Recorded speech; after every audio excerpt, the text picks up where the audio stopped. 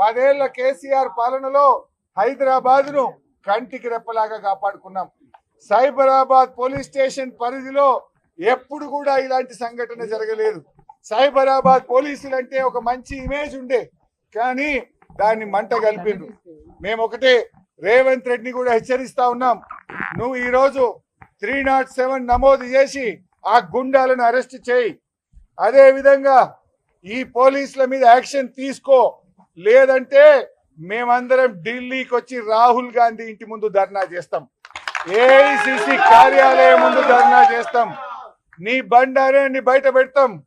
రాహుల్ గాంధీ గారు రాజ్యాంగం పట్టుకొని చేతులు పట్టుకొని తిరుగుడు కాదు, దేశం మొత్తం చూసే విధంగా కాంగ్రెస్ పాలన ఏందో, రాహుల్ గాంధీ మాటలేందో, కాంగ్రెస్ పాలనలో జరుగుతున్న దుశ్చర్యలేందో, ఏ రకంగా ఎమ్మెల్యేలను అంగట్లో సరుకుల్లాగా కొంటున్నారో, పోలీసులు దగ్గర పెట్టి ఎమ్మెల్యేల మీద ఎట్లా ప్రతిపక్ష ఎమ్మెల్యేల మీద దాడి చేస్తున్నారో యావత్ ప్రపంచానికి దేశానికి తెలిసేటట్టు చెప్తాం. రాహుల్ గాంధీ ఇంటి ముందు ధర్నా పెడతాం, ఏఐసిసి కార్యాలయం ముందు ధర్నా పెడతాం. దేశం మొత్తం ఈ రాహుల్ గాంధీ మాటలు కేవలం నీటి మూటలు, ఈ రాజ్యాంగం చేతిలో పెట్టుకుని మాట్లాడేదంతా నటన మాత్రమే తప్ప నిజాయితీ లేదు. నిజాయితీ ఉన్నోడైతే రాహుల్ గాంధీ ఏం చెప్పాలి? ఎమ్మెల్యేలు ఎందుకు జాయిన్ చేసుకుంటున్నావు, ఇది తప్పని చెప్పొద్దా? జాయిన్ చేసుకున్న వాళ్ళని రాజీనామా చేయమని చెప్పొద్దా?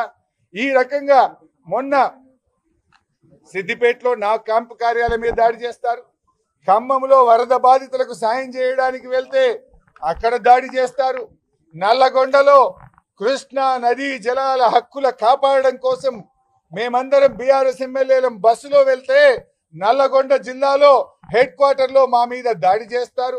ఇవాళ కౌశిక్ రెడ్డి గారి మీద దాడి చేస్తారు. ఏ కేసులోనైనా చర్య తీసుకున్నారా?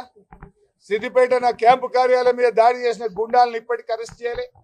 ఖమ్మంలో మా మాజీ మంత్రులు ఎమ్మెల్యేల మీద దాడి చేసి కారు అద్దాలు బగలగొడితే 10 రోజులైనా ఎఫ్ఐఆర్ నమోదు కాలేదు. ఆ గుండాల మీద ఇప్పటి వరకు అరెస్ట్ చేయలేదు. నల్లగొండలో బీఆర్ఎస్ ఎమ్మెల్యేల మీద దాడి జరిగితే ఆ గుండాలను ఈ రోజు వరకు అరెస్ట్ చేయలేదు.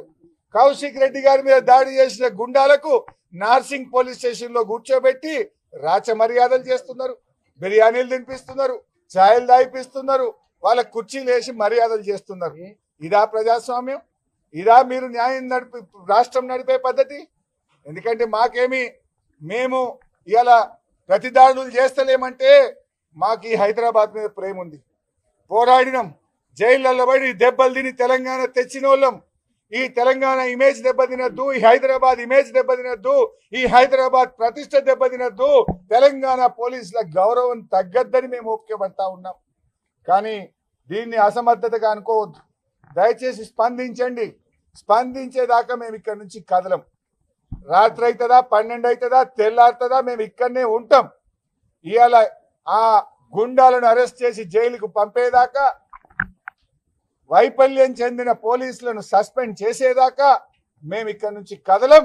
అవసరమైతే దీని మీద సిబిఐ విచారణకు హైకోర్టుకు వెళ్తాం, సుప్రీంకోర్టుకు వెళ్తాం. దీని నిజానిజాలు బయటకు రావాలి. తప్పు చేసిన వాళ్ళ మీద చర్య తీసుకునేదాకా కూడా వదిలిపెట్టాం.